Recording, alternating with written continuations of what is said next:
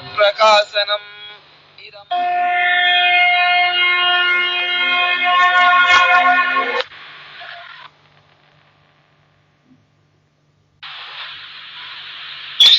नमस्कार सभी को और स्वागत है दशा सुपर हेडलाइन के पूर्ण प्रेम के साथ। आज हमारे बीच मौजूद है हमारे गुरु भाई और मित्र सन्यासी चरणाश्रित जी, जो ऋषिकेश से लाइव है। और आज का जो विषय है बड़ा ही अनोखा है, बहुत ही यूनिक विषय है अपने आप में। योग विज्ञान तो हम सब जानते हैं, सब चर्चा करते हैं, पर योग में एक खास विज्ञान जो स्वर का विज्ञान है, जो एक सूक्ष्म विज्ञान है, स्वर का रहस्य, उसके बारे में आज वो हम लोगों को अपनी जानकारी, अपनी जो साधना से जो उनको ज्ञान प्राप्त हुआ है, उसके बारे में हम सबको बताने आए हैं। तो बिना समय व्यर्थ किए हुए हम सन्यासी चरणाश्रित हमारे मित्र का स्वागत करते हैं। वेलकम चरणाश्रित जी। धन्यवाद। हरिओम सबको। तो बताइए कैसे हैं आप? बहुत अच्छे हैं, आनंद में हैं और गंगा जी के किनारे में ऋषिकेश में हैं। कैसे चल रही है साधना? बहुत बढ़िया, आनंद एकदम, सब चीज अच्छा है यहाँ पर, साधना भी अच्छी है और कोई बाधा नहीं है। काफी दिन के बाद लगा, आपको अच्छा लग रहा है देख करके आपको? काफी दिन के बाद हमें भी बहुत अच्छा लग रहा है पूर्ण प्रेम को इतने दिनों के बाद देख करके और मिल करके बात करके। आप एक सब्जेक्ट है स्वर विज्ञान, जिसपे आप काफी मेहनत कर रहे हैं, काफी कुछ आपने अर्जित किया है। तो क्या आप हमारे दर्शकों को, हमारे लोगों को बताने की कृपा कीजिए कि स्वर योग है क्या? सबसे पहले स्वर योग है क्या और स्वर योग का हमारे दैनिक जीवन में क्या उपयोगिता है? ओके, तो बहुत ही महत्वपूर्ण प्रश्न आपने पूछा है। स्वर विज्ञान क्या है और उसका दैनिक जीवन में क्या महत्व है। स्वर विज्ञान एक अति प्राचीन विज्ञान है जो भारतवर्ष में आदिकाल से चला आ रहा है। हम कहें तो सतयुग से और पहले से, सृष्टि के आदि से ही इस विज्ञान का प्रभाव रहा है योगियों के द्वारा। और ये विज्ञान जो है माता पार्वती की कृपा से शिव जी के द्वारा प्रकट किया गया था। तो ऐसा हुआ था कि एक बार माता पार्वती पृथ्वी लोक का भ्रमण कर रही थी और उन्होंने देखा कि बहुत सारे लोग, संत महात्मा, साधक, परिवार, गृहस्थ, सारे अच्छे तरीके से वैदिक और जितने भी हमारे शास्त्र हैं उनके आधार पर, धर्म के आधार पर सारे कार्यों को वो संपादित कर रहे थे। और फिर भी उनके जीवन में बहुत सारे कष्ट थे, बहुत सारे उतार चढ़ाव थे। तो माता पार्वती ने उनसे प्रश्न किया कि हे भगवान, आपने सर्वशास्त्र पुराणादि स्मृति वेदांग पूर्वकम आपने सब कुछ दे दिया उनको, लेकिन फिर भी सब कुछ कर भी रहे हैं, साधना कर रहे हैं, यज्ञ कर रहे हैं, हवन कर रहे हैं, ब्रह्ममुहूर्त में उठते हैं, दान करते हैं, सब जप करते हैं, फिर भी इनके जीवन में ऐसे उतार चढ़ाव, किसी को धन नहीं है तो बहुत बेचारा कृपण है, किसी के बच्चे की मृत्यु हो गई है तो कोई बीमार है, तरह तरह के कष्टों से भिड़े लोग जूझ रहे हैं, कोई असफलता को प्राप्त हो रहा है, ऐसे करके। तो उन्होंने कहा कि इसका रहस्य क्या है, क्या कारण है कि जब आपके दिए गए विद्याओं के द्वारा ये लोग कर रहे हैं फिर भी ये सक्सेस क्यों नहीं हो रहे हैं। तब भगवान शिव ने उस समय एक रहस्य का उद्घाटन किया। उन्होंने कहा कि हमने सृष्टि को बनाया है और ये सृष्टि काल के अधीन है, और जब हमने सृष्टि को बनाई थी तो सारे शास्त्र तो हमने दे दिए, लेकिन जो काल की जो गति है उस गति के आधार पर अलग अलग कार्यों के लिए अलग अलग काल की जो स्थिति है वो निर्धारित की गई है। अगर उस कालखंड में उस क्रियाओं को न किया जाए तो अच्छे क्रिया भी, यज्ञ भी फल नहीं देते हैं। क्योंकि हमें वो जानना चाहिए कि सृष्टि जब भगवान ने बनाया तो उसके नियम बनाए उन्होंने, ये सृष्टि कैसे चलेगा, ये काल का जो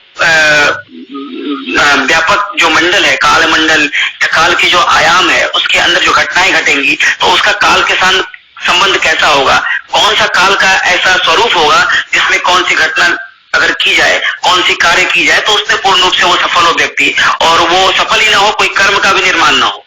हम लोग बोलते हैं ना कर्म बंधन से मुक्त होना है, तो ऐसा कोई कालखंड जिसमें व्यक्ति कार्य भी करे, उसका सुख भी भोगे, उसके फल को भी प्राप्त करे और कोई कर्म भी ना बने। और उसके बाद उन्होंने कहा कि इसी ऐसा ही एक विज्ञान है स्वर विज्ञान, जिसको कि ये लोग नहीं कर रहे हैं, जिसके कारण से इनके जीवन में तरह तरह की प्रॉब्लम्स है।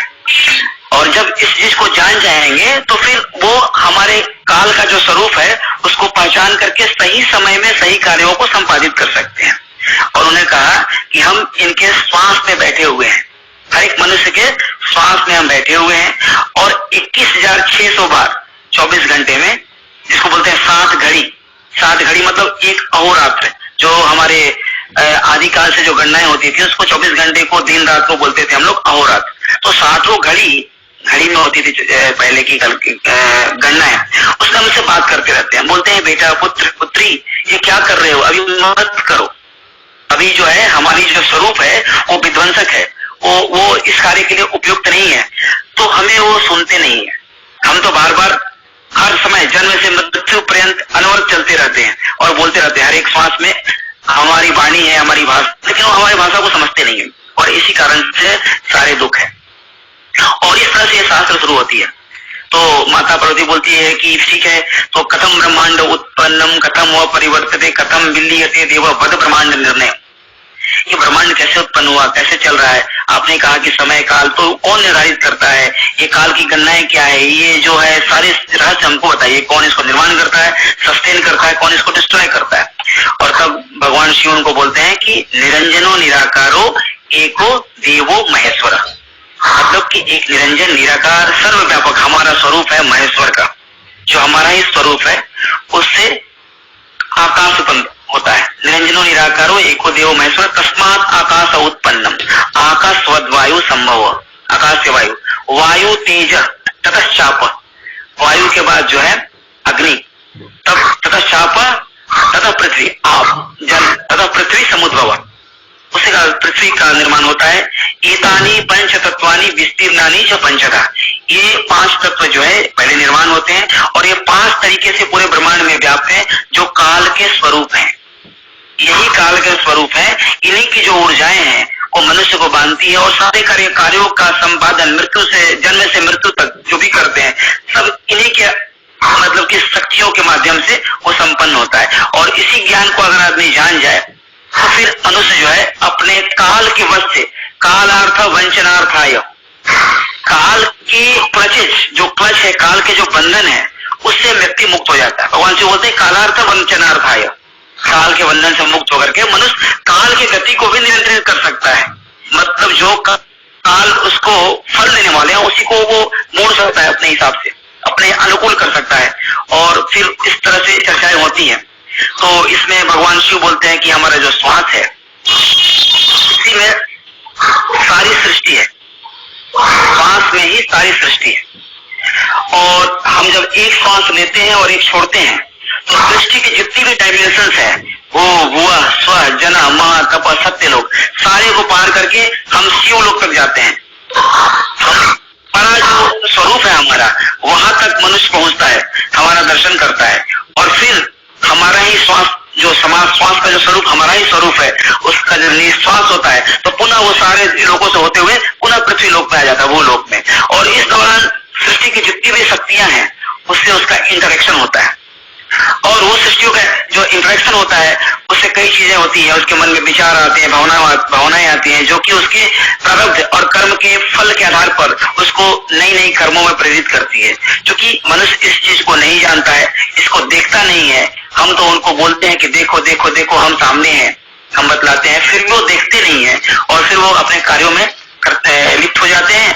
और सभी बहुत सारे ऐसे कार्य होते हैं जिन गलत कालखंड जो हमारा स्वरूप है, जो विध्वंसक स्वरूप हो जाता है, वो संहारक स्वरूप में रहा है, उस स्वरूप में कर देते हैं तो उसका संहार हो जाता है। और इस तरह से मनुष्य अच्छे मुहूर्त में अच्छे मंत्रों और सारे पद्धतियों को फॉलो करते हुए भी वो अंतर्गत वो फेल हो जाते हैं, वो सक्सेस उनको नहीं मिलती है और फिर उनके जीवन में परेशानी आ जाती है। फिर वो बोलते हैं ऐसा क्यों हो रहा है, हम तो सब कुछ सही कर रहे हैं। सबके साथ ऐसा होता है कि I am doing everything right, हम सब कुछ सही कर रहे हैं, फिर भी हमको कष्ट क्यों हो रहा है। तो इस शास्त्र में क्या है, श्वास की विद्या है और इस श्वास में ही सारी चीज है इसमें। मतलब कि आप एक श्वास जो लेते हैं और छोड़ते हैं उसमें एवरीथिंग इज कंट्रोल्ड, आपके जीवन की हर एक घटनाओं को वो कंट्रोल करती है।